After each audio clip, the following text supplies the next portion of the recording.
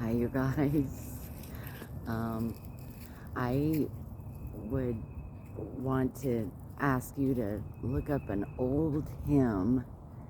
You may already know it by heart. I don't. I wish I did, but I just looked up the words. It's called Standing on the Promises of God. And if you just read the words, every single word is true. What I believe in, what I disciple and declaim about. So it's standing on the promises of Christ, my King. So it begins with the praising, standing on the promises of Christ, my King, through eternal ages. Let his praises ring. Glory in the highest I will shout and sing, standing on the promises of God. And then standing on the promises that cannot fail. You hear that? Standing on the promises that cannot fail. Though the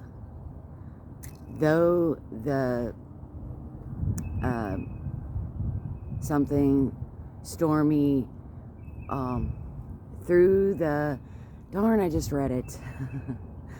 Though the stormy winds of fear and doubt assail me, by the living word of God, okay? By the living word of God, I shall prevail by standing on the promises of God. And then the refrain again. And then the other one is,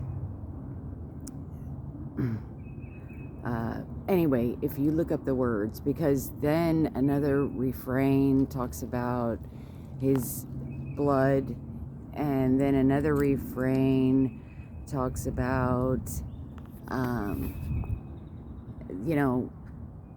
again, like the stormy winds of doubt assail us by the living word of God. Oh, and then the other one is, there's 4 of them. So if you look up the words and they don't give all refrains, like 4 of them, then find another one that gives all 4. Maybe there's even more. But he says, by the living, okay, I said that one. By the living word of God, I shall prevail. Darn, I bunny trailed and then I forgot it. So the last one is, that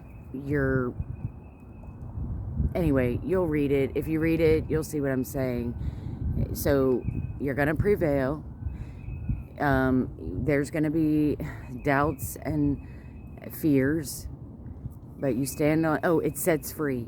See? It sets free. So just a few Bible verses that you can cling to your whole life, or however, for me, it's been since 03 till, when I was going through my fighting, all those years. And then I had, if it were just a few. And those flashcards, I didn't remember all of them, so I had flashcards. And I wish I could remember them all too now.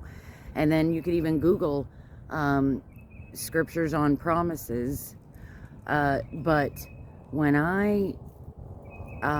you brainwash yourself, like I'm going to keep saying that, you got to transform your mind. You got to brainwash yourself. It'll set you free. The word will set you free. His promises will come and the trials will come, but you have Jesus' promises to cling to, because we don't always know when it's going to be over.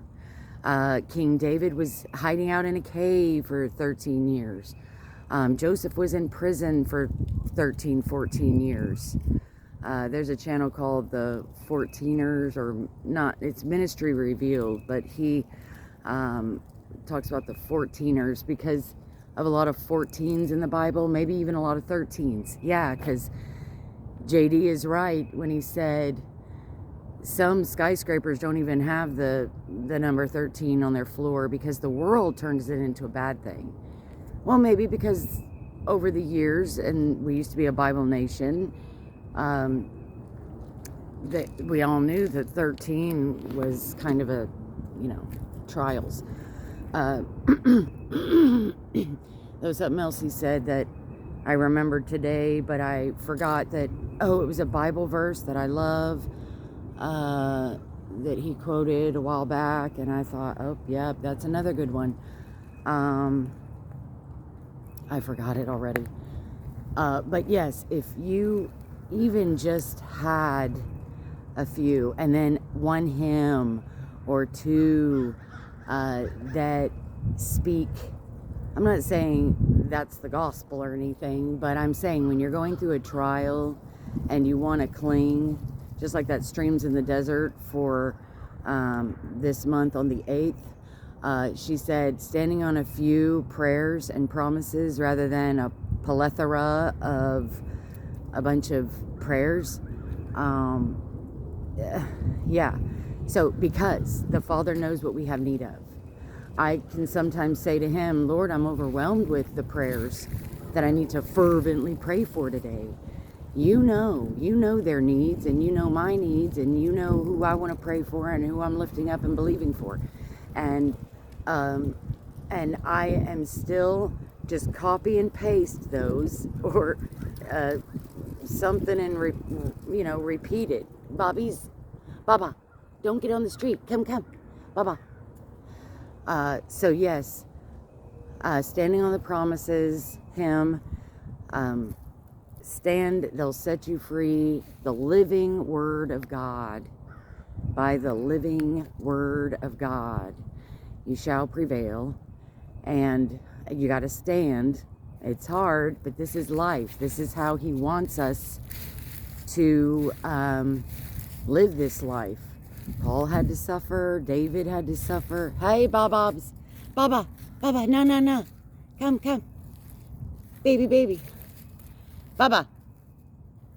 Bobs, we got to get in the car over here. Okay, I just wanted to exhort you guys. And I'm standing with you guys in prayer over the prayers I've lifted up in the Lord's Supper and the Lord's Prayer, and it's going to happen. It's going to happen. It's going to happen until further notice. And we don't know the will of God for someone's life, like when they're going to, leave. So we can't know that. Nobody knows anybody's death date. So until then, we stand in faith that they will live. Okay? There's a car. So God bless everybody, and I love you, and keep strong in your faith. And if you don't want to go to church, like I don't, you don't really want to witness, like I don't, just confess it and say, like I do. I'm like, Jesus, I don't like your people sometimes, or people at all, or I don't really want to witness. I mean, there's a church on every corner. The Bible is the #1 best-selling book. You can get it all over YouTube. Your Revelations 22:11. I'm like, the verse was, you can't curse what God has blessed. So there's an encouragement for you. When Baal, I think, was trying to curse Israel, they kept going back and forth saying, well, I can't curse him. I can't curse them because God has blessed them. Okay? God has blessed you. So stay away from the world's playpen, and you can't attract any. And yes, so God bless everybody. Bye.